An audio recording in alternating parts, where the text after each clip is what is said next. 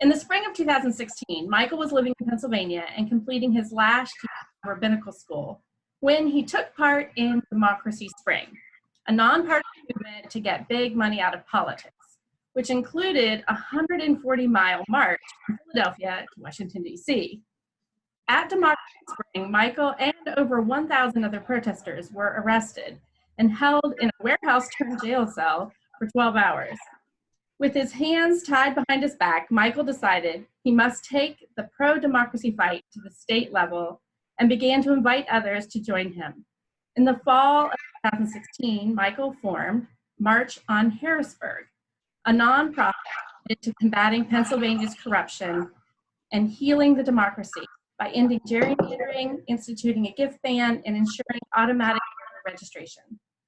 Today, the March on Harrisburg team has lobbied 250 of Pennsylvania's 253 legislators, marched 265 miles, and organized 14 nonviolent actions.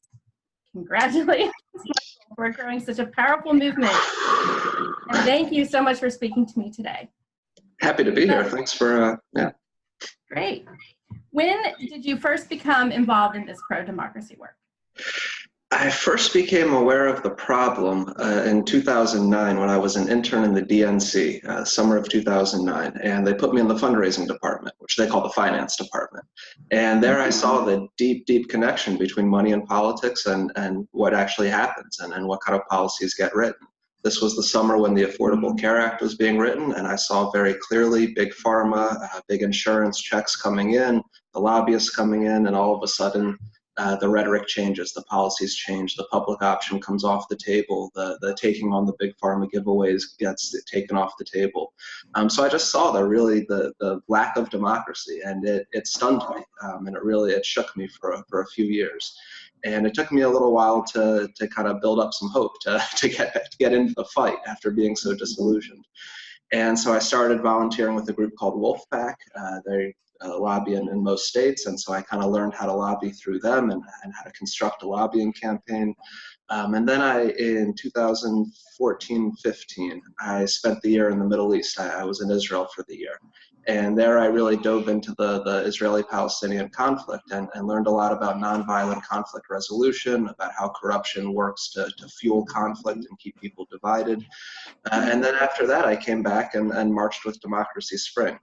Yeah. So I kind of took the nonviolence piece from the Middle East and the lobbying piece from Wolfpack and the marching piece from Democracy Spring. It all came together, and that's March on Harrisburg. That slow but steady, nonviolent conflict resolution, waging peace block by block, district by district, that just kind of tenacious pro-democracy approach kind of came out of, yeah. That's great. That's really wonderful.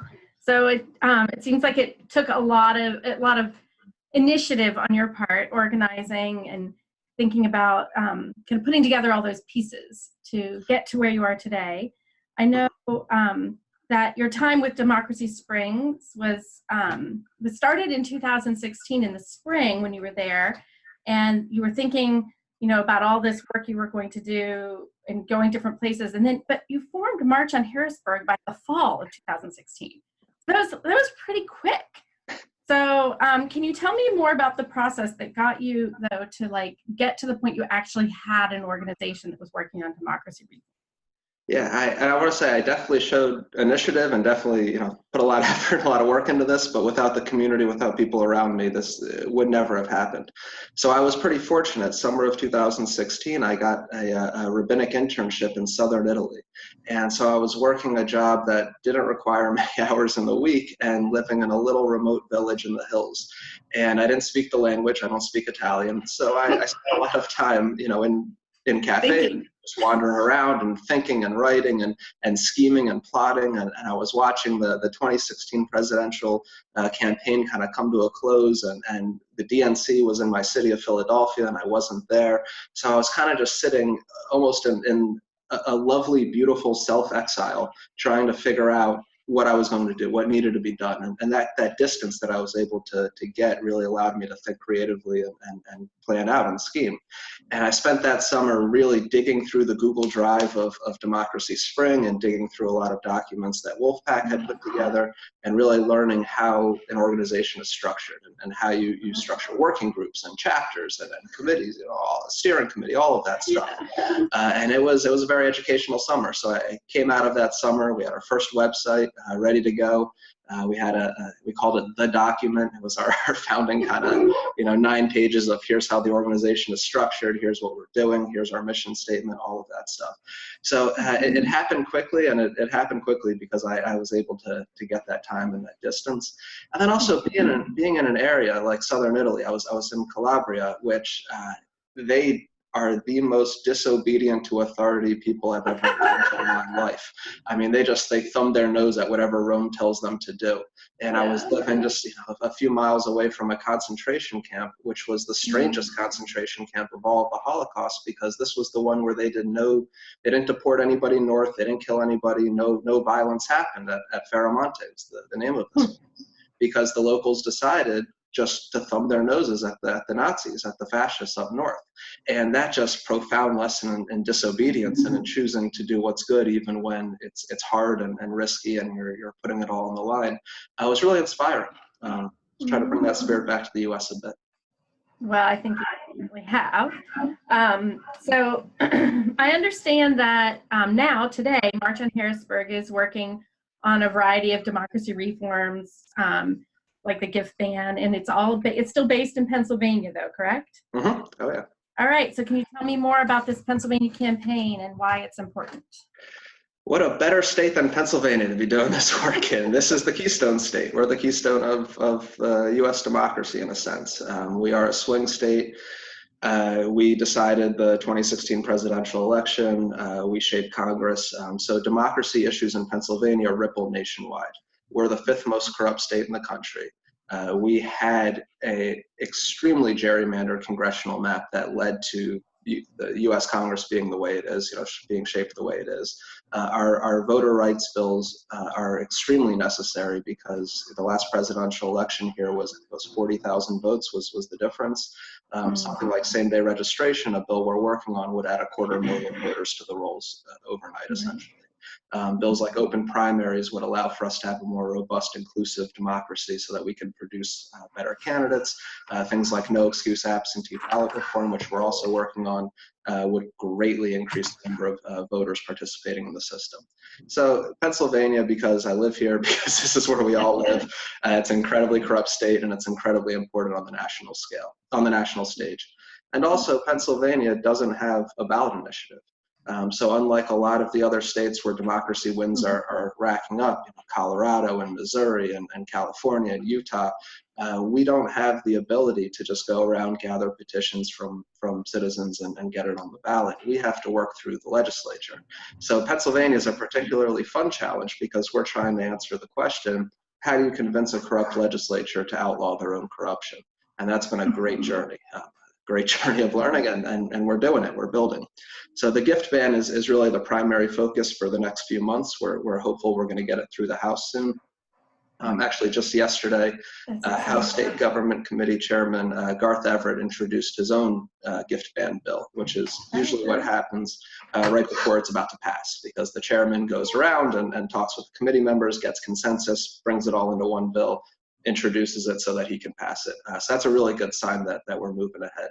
And we need a gift ban because in Pennsylvania, you can legally gift any state legislator anything: cars, cash, vacations, roof repairs, kids' college tuition payments, whatever. It's all legal.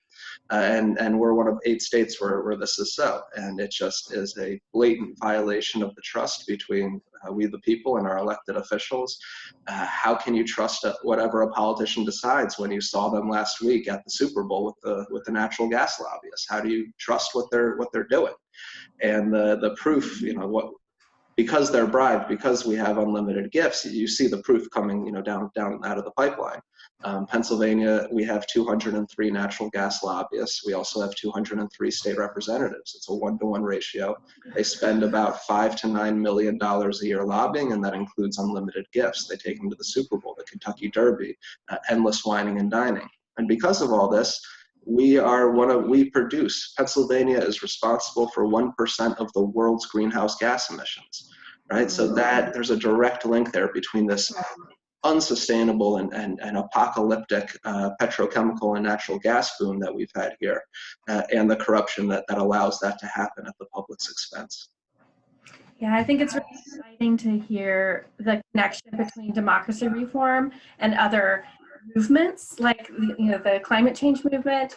In the work that we're doing, I think in democracy reform, sometimes I think that connection, that there's sometimes a lot of passion and news that's out there about climate change or the Me Too movement and other movements, but I think that it's really neat to hear you talking about that, how it's only when you get those really good democracy reforms through that you can make the momentum and changes that are really needed for a lot of the other work that we also believe in. You love 2 children at once, but in order to make the laws pass, there has to be some adjustments, obviously, to our democracy. So, I think those connections are really important.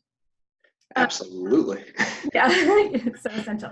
I'm curious about another connection as well that you have in particular, that I'm wondering if you see a connection between your spiritual life and the pro-democracy work, and if so, how do you think the two might be connected for you anyway? It's not that there's a connection, it's that there's no separation. So they're one and the same. History is a pattern of love and of judgment. The philosopher Hegel said that world history is world judgment. And that's how I view the world, and that when we are unjust, when we are awful to each other, when there's much suffering and much corruption and much violence, then that breeds more suffering, violence, corruption, and just terrible times in history. And that it's our responsibility to take that on and to live up to what we can be, which is a people that loves each other, a holy people. I'm fascinated with the question of when we know what's the right thing to do, but then we don't do it, why? And that's the story of our society right now. The vast majority of us know what the right thing is to do, and we don't do it. We know the right thing is to, healthcare should be a human right, and we should abolish poverty and take on the ecological devastation and the systemic racism that we're living through, and yet we don't. We just choose not to. And so in my spiritual beliefs, in the Jewish tradition, there's this idea that when we see the face of the other, we become responsible for the other. And so to me, what is kind of driving these bad times in history is that we're not seeing each other. We're not encountering each other. We're blind to each other. And there are many things that make us not see each other. There's racism is a common thing that gets between us, which Rabbi Abraham Joshua Heschel called an eye disease. He said it's when you see the generality of the race instead of the particularity of the face. You're not actually seeing the person in front of you. You're approaching with blinders. Misogyny is another one where we don't see each other. And then there's corruption, and corruption is a blinder. It says in Deuteronomy chapter 16, do not take a bribe, because a bribe blinds the eyes of the wise and distorts the words of the righteous. And what we've seen is when you have bribery, when you have systemic bribery, and I'm not just talking about gifts, I'm talking about the very existence of campaign contributions, of independent expenditures. We are just swimming in a system of bribery and corruption. And what that means is that our elected officials spend their time with the people who can bribe, to the exclusion of everybody else. They don't see us, they don't hear us, they're not connected to the public in any meaningful way. And because of that, there's no responsibility. So our elected officials are responsible not to the people, but to the donors, the party bosses, the party insiders, the consultants, the ad buyers, all of them. And what happens then is suffering, right? The opposite of evil is indifference. And we have, the opposite of love is indifference. Indifference creates evil and suffering. And so that's the system we're living in. And the goal, the spiritual task, the religious obligation is to break down those barriers, to to take off those blinders. And that means forcing the encounter with those in power and saying, we the people are not being seen. This relationship has broken down. This is a bad relationship right now. It's toxic, it's violent, it's indifferent. We're all suffering. And you need, saying this to politicians, telling them all the time that you need to help us build that relationship. Because right now we have a problem where the government has been unfaithful to us. You've been seeing lobbyists, you've been seeing donors, you've been seeing party bosses, and you need to be seeing us. And so we as March on Harrisburg, one of the things we say a lot is that we're the marriage counselors and the divorce lawyers. We're working to divorce special interests from our government and marry our government to we the people so that we can actually have a government of, by, for the people that's responsive to the people, that can actually get things done and create the better world that we all know is possible and that we all want to accomplish deep down. No, that's great. Yes. I think that type of advice for Americans is so key and inspiring, regardless of individual faith. I mean, that it can be faith-based, this pro-democracy work, I think is really wonderful way to feel inspired and invested in the work. It has to be faith-based. I'm sorry, not like a spiritual religious faith, but you have to believe in what you can't quite see in front of you yet. Dr. King said that faith is taking the first step when you can't see the rest of the staircase.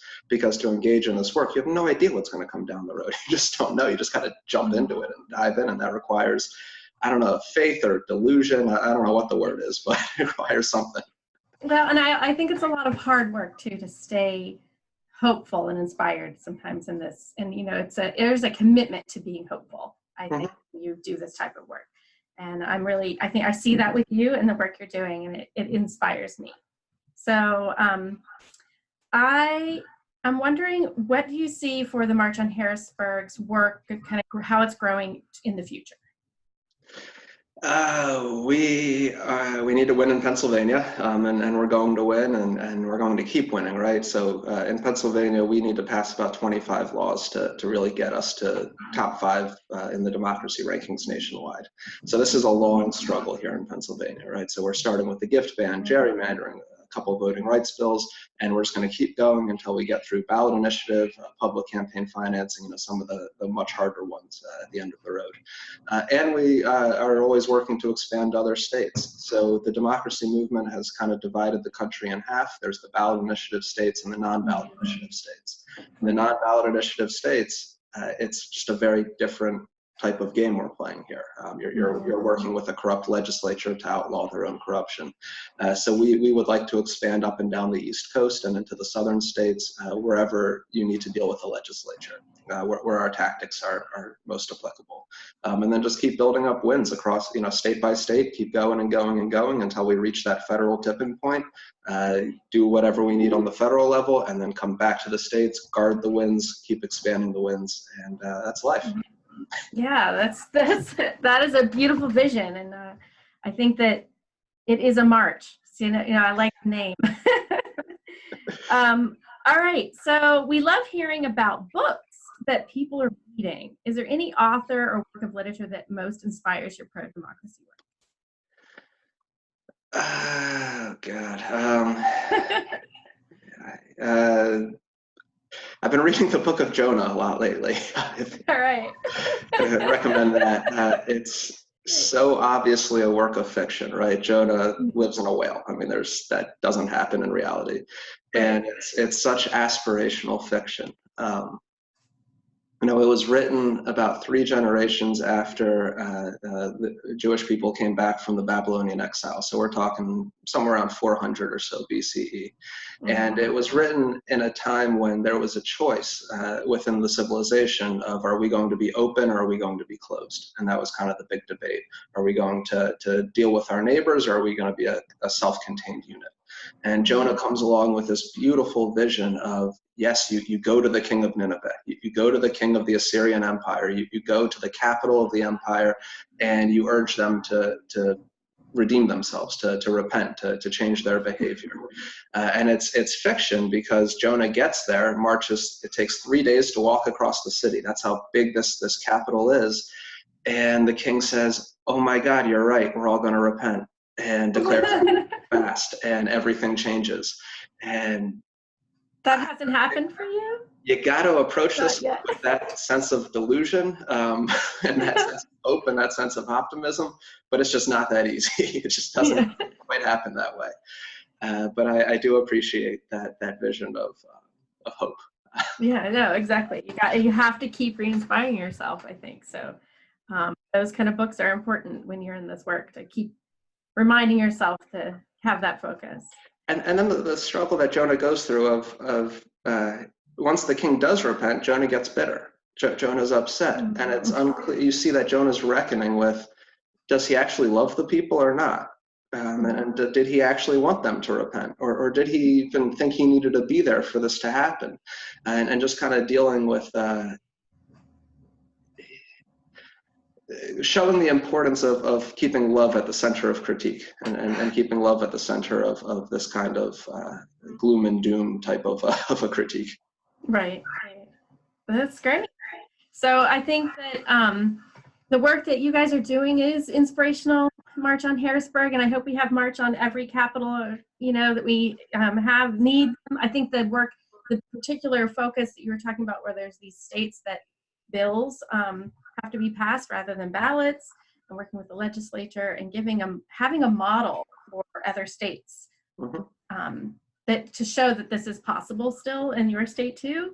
Those states that don't have ballots is so key, and so exciting, really, to see that you're doing it. So is there anything else that you'd like to share with me today? I mean, if we can win in Pennsylvania, we can win anywhere. That's to what you were just saying. Yeah, I mean, just the importance of tenacity, the importance of digging in this type of a fight, and really not letting go, and really having this be the center of life, and building a life around this type of work. This isn't just something, you do 15 minutes a week. This is the things you eat in the morning, the air you breathe, it's everything. You got to dive into the fight in a big way, and don't be afraid to be bold. Don't be afraid to upset those in power. Right? Politicians will always tell you protest doesn't work, don't bother me. And it's because they know it does work and they don't want to be bothered. And so you just got to keep at them. Understand that politicians never lead. The people always lead. The movements always lead, and then politicians follow. And also understand that even your champions, even your best friends in whatever legislature, in the Congress, in the governor's office, whatever, that they are still responsive to the powers that be, and that you have to grapple within that reality. So nobody is your friend, is really what I'm saying. Nobody in office is your friend at the end of the day. You have to keep them honest and accountable, and sometimes that means pressuring your friends, and that's okay, and that's what it takes at the end of the day. It's easy to just set up a straw post, it's a straw man. It's easy to set up a villain, within the legislature. It's easy to find the most outlandish, boorish human being in office and just really focus in on them. But at the end of the day, you really have to, you need to take on more than just that. You need to really you need to challenge your friends. You need to hold their feet to the fire to really get things done. And just never give up. never give up. Never stop digging in. Never stop organizing. Never stop educating. Never stop mobilizing. Don't ever give up. All right. Well, we really appreciate you coming and talking with us today. Thank you so much for joining me, Michael. And I can't wait to watch the future wins of March on Harrisburg and the work your team are doing. Thank you. All right. Thank you so much.